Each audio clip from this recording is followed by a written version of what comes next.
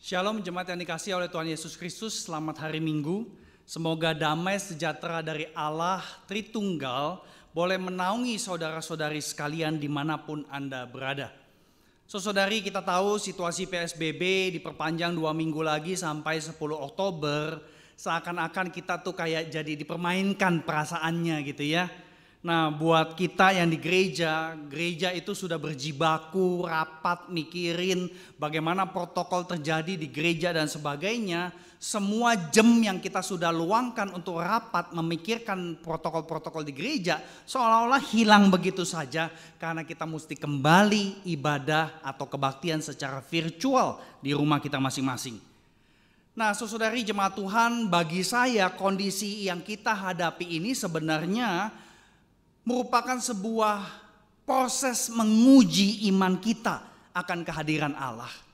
Nah, saya tahu banyak dari orang Kristen untuk konteks kebaktian Minggu khususnya, banyak dari kita merasa kesulitan fokus ya, fokus untuk kebaktian secara virtual di rumah. Ada yang cuma pakai handphone kecil banget, ada yang pakai laptop, ada yang pakai TV, segala macam cara saudara-saudari. Banyak dari kita merasa susah fokus ya, termasuk adik-adik kita sekolah minggu, remaja, dan juga teman-teman pemuda-pemudi. Kemudian karena suasana, akhirnya ada sebagian besar dari orang Kristen yang terus terkecoh dengan perasaan apakah Tuhan itu ada, hadir atau tidak di dalam kebaktian virtual. Kita jadi menonjolkan bahkan mengangkat perasaan kita dan kemudian perasaan itu seolah-olah menekan iman bahwa Allah sudah pernah janji menyertai kita. Jadi saudara yang terkasih, ini satu ujian buat kita semua. Banyak dari kita yang mungkin akhirnya gak bisa kebaktian, gak mau kebaktian, males kebaktian saudara yang terkasih. Bahkan ada juga keluarga yang selama ini ya bersama-sama terus setiap hari, bukannya makin erat tetapi malah terjadi konflik. Karena makin kenal siapa suaminya, makin ngelihat dengan mata kepala sendiri istrinya seperti apa, termasuk anak-anak, melihat orang tua melihat anak-anak. Terjadi konflik, terjadi retak relasi dan sebagainya. Sehingga akhirnya mau kebaktian virtual sama-sama, bawaannya males konsentrasi. Udah gitu ditambah lagi suasana di mana kita sulit merasa Tuhan itu hadir dan sebagainya. Jadi saudara yang terkasih, ini sungguh merupakan sebuah ujian yang besar sekali. Nah, saudara yang terkasih, iman dan penghayatan rohani akan firman Tuhan, pembinaan yang kita dengar, kelompok kecil yang kita lakukan, semuanya sedang diuji saudara yang terkasih. Nah, saudara yang terkasih, situasi hidup saat ini sebenarnya sungguh mengajak kita ekstra waspada. Waspada bukan hanya untuk isu kesehatan, bukan cuma untuk isu relasi, bukan cuma untuk isu-isu yang kelihatan, tetapi waspada atas celah-celah diri kita yang bisa dimanfaatkan oleh si jahat, yang bikin kita ragu akan kehadiran Tuhan di dalam kehidupan dan di dalam kebaktian kita. Jadi saudara yang terkasih, momen mempersiapkan seperti yang kita lakukan perekaman saat ini, momen persiapan, momen pelaksanaan ibadah minggu sesungguhnya mengandung peperangan rohani yang seringkali tidak kita sadari karena kita adalah masyarakat Kristen di perkotaan besar. Peperangan rohani tidak dianggap nyata karena kebanyakan kita orang Kristen dicekoki dengan pengajaran doktrin yang pentingkan intelektual rohani. Akibatnya kita nggak punya sense of urgency atas realita musuh yang nggak kelihatan. Yang Paulus katakan kita melawan bukan darah dan daging, tetapi roh-roh di udara yang tidak kelihatan. Kita nggak punya sense of urgency atas realita musuh yang nyata sekali, yaitu iblis dan tipu muslihatnya. Nah, saudara yang terkasih, episode Injil Markus 5 akan mendasari perenungan kita di hari Minggu ini. Dan Markus 5 ini akan menunjukkan bahwa peperangan dengan si jahat adalah kenyataan hidup para murid Kristus. Yang saya mau soroti adalah dampak yang terjadi setelah seseorang itu sungguh-sungguh berjumpa dan mengalami Tuhan Yesus Kristus. Sebab dampak itulah yang menjawab makna atau esensi dari bagian akhir kebaktian di gereja, yaitu pengutusan. Mari saudara yang terkasih, Anda bisa membuka Markus 5 ayat 1 sampai 20. Saya akan membacakan bagian ini, Markus 5 ayat 1 sampai 20. Sebelum saya membacakan, mari kita mohon pimpinan Roh Tuhan, kita berdoa. Dengan segala kerendahan hati kami membuka kitab suci ini, menantikan Engkau berkata-kata kepada kami. Tuhan, kami mohon belas kasihan-Mu. Karena seringkali kami adalah orang Kristen yang mau mendengar yang enak. Dan kami melakukan selective hearing. Ketika kata-kata yang kami temukan di dalam kitab suci ataupun paparannya kurang enak, kami tutup telinga kami. Oleh karena itu kami memohon, seperti yang pernah dimohonkan di dalam kitab suci di Perjanjian Lama. Tuhan, beri kami telinga seorang murid. Seorang murid yang sungguh siap sedia mengubah seluruh gaya hidup kami setelah kami mendengar perkataan-Mu. Mampukan kami, karena kami punya banyak sekali keterbatasan, kelemahan, bahkan jiwa kami ada kalanya tidak menginginkan Engkau berkata-kata. Kasihani kami, layakkan kami untuk menerima kekayaan, mutiara, permata daripada firman-Mu ini. Jangan biarkan kami menjadi orang yang membuang permata surgawi berupa kata-kata-Mu ini. Tuhan, tolong kami. Terima kasih ya Allah. Dengar seru doa kami yang kami alaskan di dalam nama Tuhan kami Yesus Kristus. Amin. Markus 5 ayat 1 sampai dengan 20, demikian firman Tuhan. Lalu sampailah mereka di seberang danau di daerah orang Gerasa. Baru saja Yesus turun dari perahu, datanglah seorang yang kerasukan roh jahat dari pekuburan menemui dia. Orang itu diam di sana dan tidak ada seorang pun lagi yang sanggup mengikatnya sekalipun dengan rantai. Karena sudah sering ia dibelenggu dan dirantai, tetapi rantainya diputuskannya dan belenggunya dimusnahkannya. Sehingga tidak ada orang yang cukup kuat untuk menjinakkannya. Siang malam ia berkeliaran di pekuburan dan di bukit-bukit sambil berteriak-teriak dan memukuli dirinya dengan batu. Nah, ketika ia melihat Yesus dari jauh, berlarilah ia mendapatkannya lalu menyembahnya dan dengan keras ia berteriak, "Apa urusanmu dengan aku, hai Yesus, anak Allah yang Maha Tinggi? Demi Allah, jangan siksa aku." Karena sebelumnya Yesus mengatakan kepadanya, "Hai engkau orang roh jahat, keluar dari orang ini." Kemudian ia bertanya kepada orang itu, "Siapa namamu?"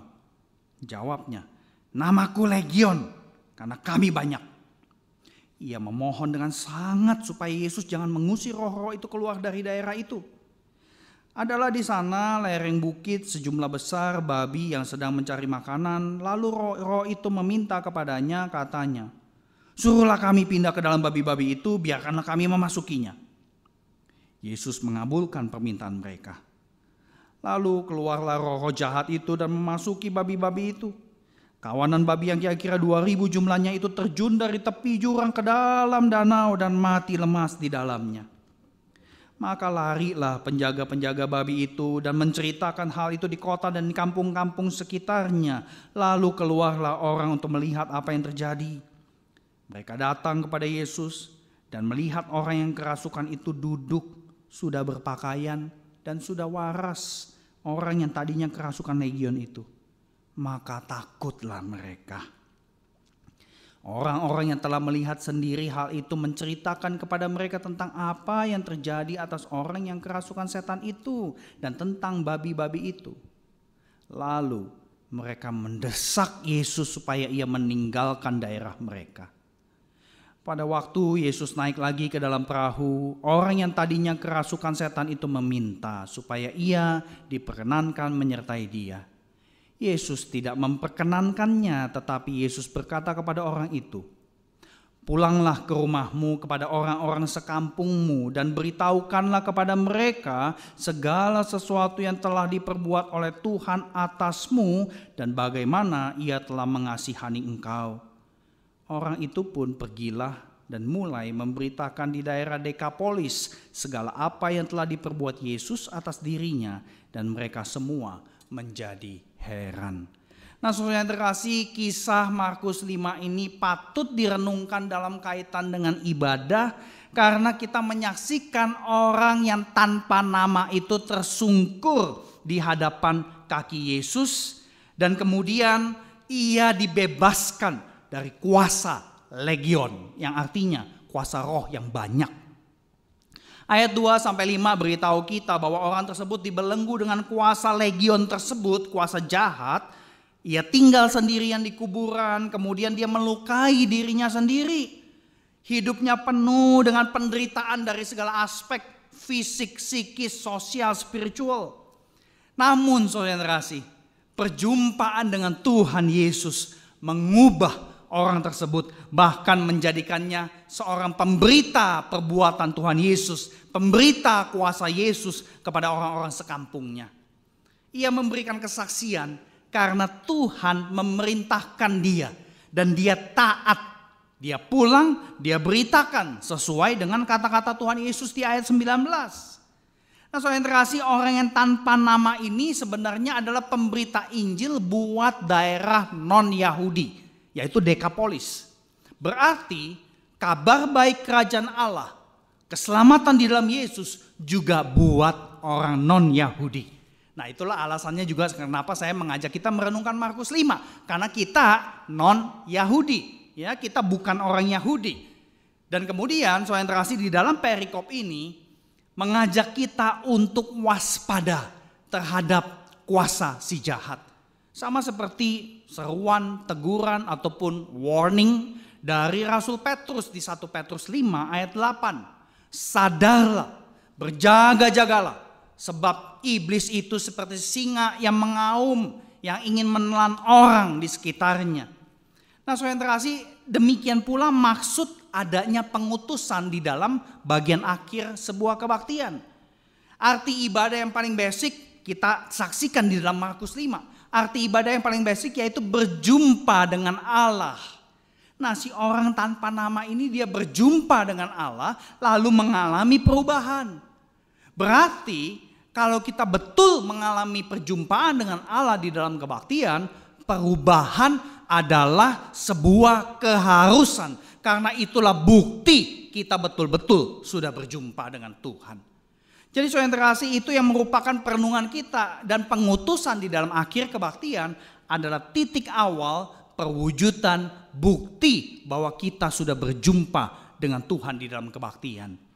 Nah, bagi saudari jemaat yang tidak sempat ikut pembinaan, saya berharap Anda boleh melihat rekaman pembinaan tersebut dan coba dengarkan, renungkan, dan coba hayati dengan segala sesuatu yang kita lakukan di dalam kebaktian maupun kehidupan kita.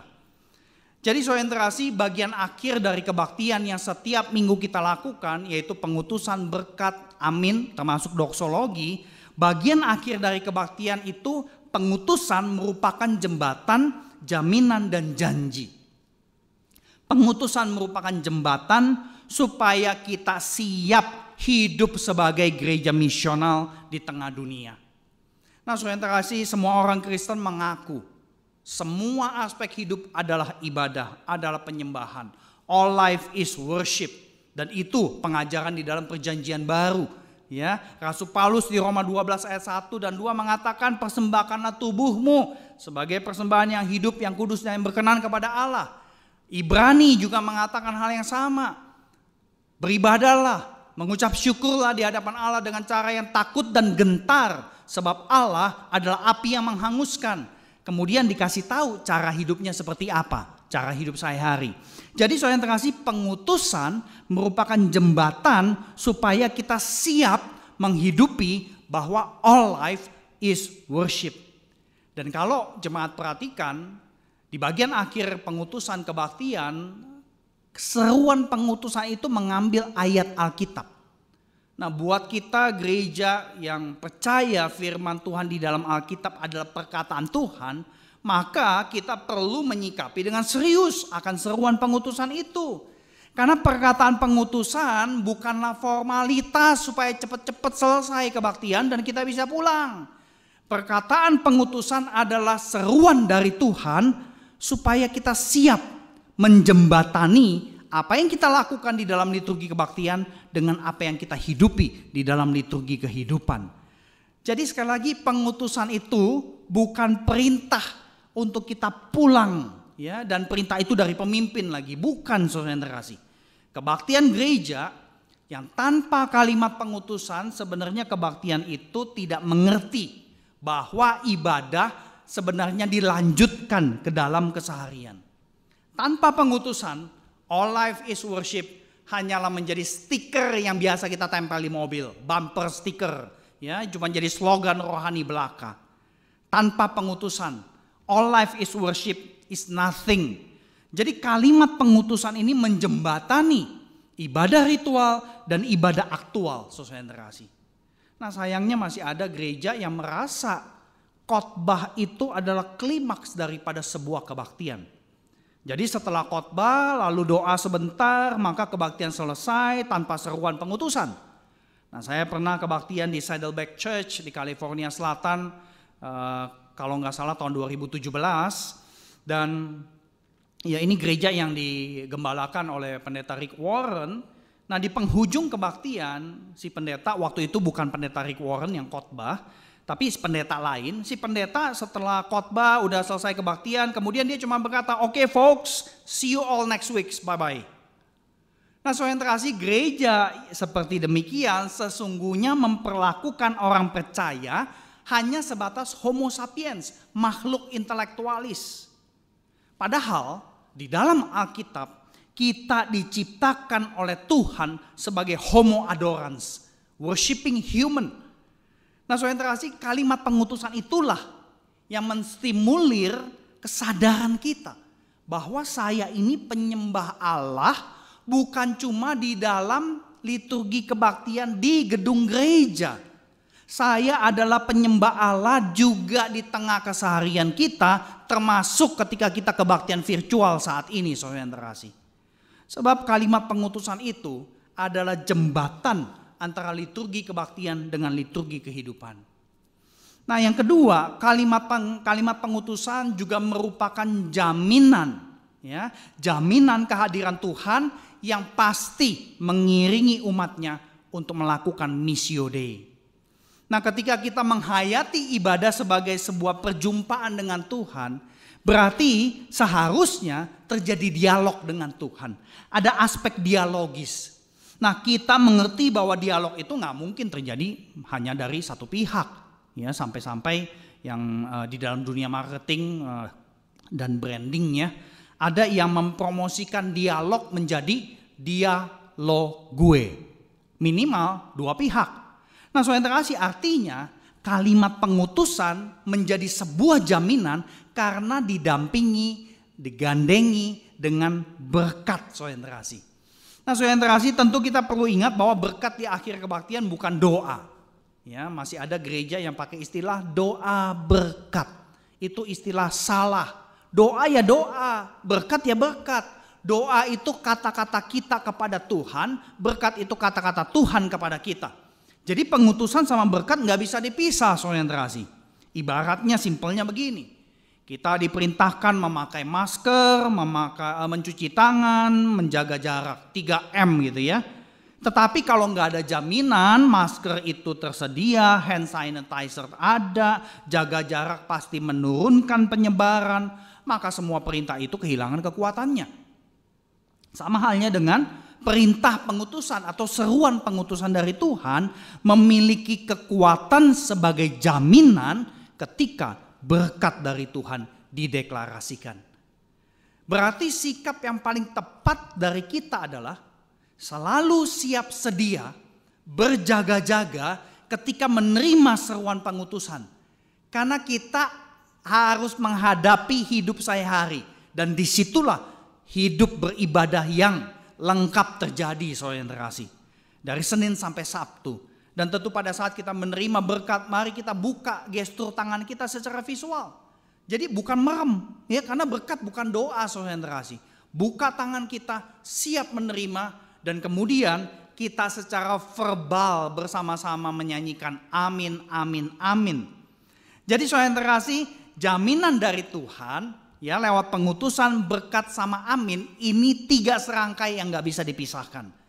Jaminan yang kita respons dengan nyanyi amin amin artinya adalah yes Lord, we will do it. Ya. Ketika kita nyanyi amin amin amin bukan berarti akhirnya selesai. Akhirnya beres, akhirnya bisa pulang. Meskipun sekarang gak bisa pulang ya, karena kebaktiannya di rumah semua, saudara yang terkasih. Nah, saudara yang terkasih, nyanyian amin yang paling bagus tentu ya 3 kali ya, simbol trinitaris. Tetapi saudara yang terkasih, makna amin itu sendiri yang kita perlu tangkap. Yaitulah janji kita loh. Ya. Dan ini bukan janji satu orang. Jadi saudara yang terkasih, pengutusan berkat di bagian akhir kebaktian juga merupakan janji kita melakukan liturgi kehidupan. Dan janji ini bukan janji individualistik, tetapi janji sebagai satu gereja. Dengan kata lain, waktu saudara dan saya nyanyi amin, amin, amin, itu artinya Anda janji untuk saling menopang di dalam satu keluarga Allah di GKI Kebayoran Baru. Dan bukankah ini yang kita butuhkan sekarang, saudara yang terkasih? Pandemi ini bukan cuma menguji iman kita sebagai pribadi Kristen. Pandemi ini menguji kita. Apakah kita sungguh satu keluarga Allah? Nah, saudara yang terkasih, mari kita wujudkan janji kita kepada Tuhan dengan saling menanyakan keadaan satu sama lain di antara saudara-saudari seiman di GKI Kebayoran. Saling mendoakan dengan spesifik. Kemudian saling menolong secara konkret. Saling menguatkan satu sama lain. Bahkan saudara yang terkasih, saling memaafkan. Ini satu hal yang sangat-sangat penting sekali, dan kita dikasih konteks pandemi, inilah kesempatan. Dan kesempatan ini perlu terjadi pertama di dalam keluarga. Nah, saya sedih ketika tahu banyak gereja masih terus memisah kebaktian padahal sudah satu rumah. Orang tua di ruang tamu, anak remaja masuk kamar sendiri, anak sekolah minggunya kamarnya lain lagi. Semua kebaktian pecah-pecah padahal di dalam satu rumah. Nah, saudara yang terkasih, saya mengerti ada keluarga yang relasinya retak. Tetapi ketika kita sebagai gereja menyediakan kebaktian yang misa-misa, maaf, sekali lagi maaf, gereja jadi pemisah keluarga. Dan masalah keluarga tidak akan pernah beres meskipun dikonseling beribu-ribu kali. Karena gereja memisah dengan sengaja keluarga. Saudara yang terkasih, saya mengerti segala macam argumentasi, psikologi, kebutuhan yang beda, ini, itu, dan sebagainya. Tetapi ini satu rumah, saudari. Jadi mari kita perhatikan hal ini. Bagaimana relasi keluarga bisa diperbaiki kalau tidak pernah ketemu Tuhan, berjumpa Tuhan sama-sama. Oleh karena itu, ketika kita mendengar pengutusan, kita nih janji loh untuk saling menopang satu sama lain, dan itu perlu terjadi di keluarga kita dulu. Gak usah ngomong muluk-muluk, ya, bantuin orang lain dan sebagainya. Anak sendiri kita gak bisa ngomong. Sama suami sendiri kita gak bisa maafkan. Sama istri sendiri kita gak bisa maafkan. Saya mengerti memaafkan orang atau keluarga terdekat itu lebih susah daripada memaafkan orang lain yang di luar keluarga kita.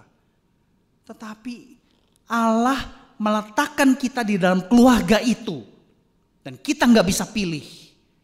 Pilihan kita adalah bagaimana kita menyikapi relasi kita yang mungkin sudah tidak enak, saudara yang terkasih.